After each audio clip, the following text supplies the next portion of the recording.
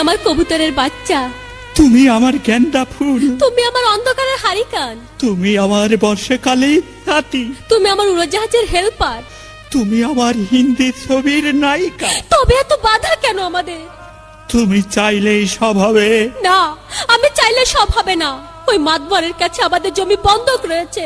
আব্বা কথা দিয়েছে ওর সঙ্গে আমার বিয়ে দেবে, আর আমার যদি বিয়ে না হয় ওর সাথে ওই জমি জায়গা কিচ্ছু ফেরত দেবে না। কিন্তু কিন্তু তুমি চিন্তা করো না, ওই বুড়ো বেশি দিন লাস্টিং করবে না। তখন তুমি হবে আমার হৃদয় রাজ্যের রাজা।